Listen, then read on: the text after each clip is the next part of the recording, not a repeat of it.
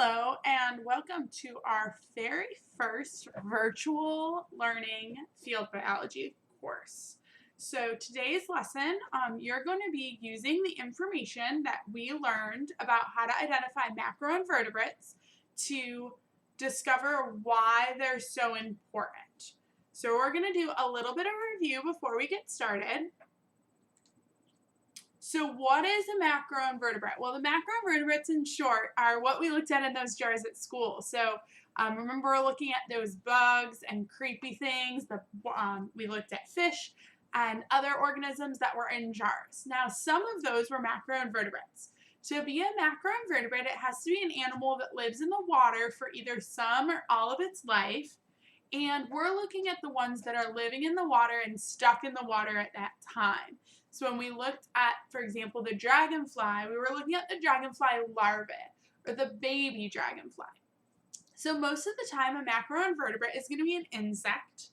It has to be an invertebrate, so that does not include our fish or our tadpoles because those are vertebrates. They have a backbone. And we looked at these in the jars. We looked at our back swimmers, our water boatmen, our water scorpions, our mayflies, our caddisflies, all those fun things. So why did we study them? Why did we make you learn how to identify those different organisms other than just so that you knew what they were? Well, they're very, very important in biology because they help us to identify the overall water quality of water without having to use scientific equipment. So remember when we went on the paddle boats near the beginning of the school year, and we went out and we took that testing equipment with us and we tested how much oxygen was in the water and how much salinity the water had, and then we had to interpret what does that actually mean? Is it good? Is it bad?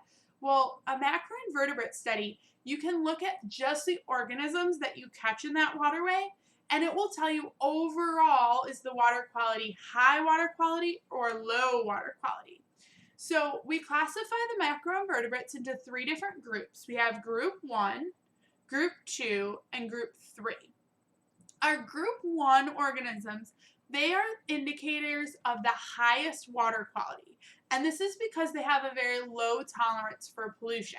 So if there's any pollution or if there's not quite a high enough amount of oxygen, they have a really hard time surviving in that body of water, and therefore they'll start to die off.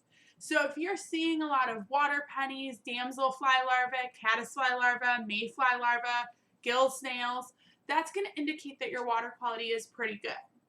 The middle group, group 2, tells you that you have an overall medium water quality. These organisms can tolerate some pollution.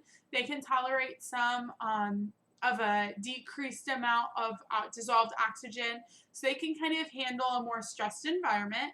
Examples are your dragonfly larvae, your crayfish, your true fly larvae, and your dobsonfly larvae. Your last group are your group 3 organisms, and these organisms indicate that the water quality could potentially be low. And that's because they can tolerate high levels of pollution. Examples of these are aquatic worms, lung snails, or midges. Now, if you have group 3 organisms in a waterway, but you also have group 1, you would say that that water quality is high water quality because these group 1 organisms can survive in high quality water, but they cannot survive in low quality water. Whereas the low quality organisms, the group 3 organisms, would be able to survive in the same environment that your group 1 organisms could. So just because they can tolerate polluted water, that doesn't mean that they only live in polluted water. They can also live in clean water. So for today's assignment, what you're going to do is you're going to read the article Canaries of the Stream, and that is posted online for you guys to access, and then you're going to answer the questions. You have the choice to either answer them electronically, or you can handwrite your answers on your own paper and then submit a photo of that to us. Now, submitting your work is going to be based on either what me or Miss Selton have indicated.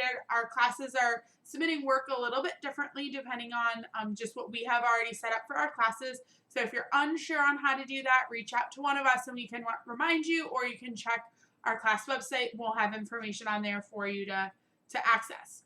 Another thing to note, Miss Elton's third block students, some of you guys have already completed Canaries of the Stream. You got started on that the second to last day before we ended school or left school. So just check view to make sure that, see if you've turned in that assignment already. Don't redo it. You don't have to redo it if you already did it in Miss Elton's third block class. So keep those things in mind, and we're looking forward to seeing you on Friday.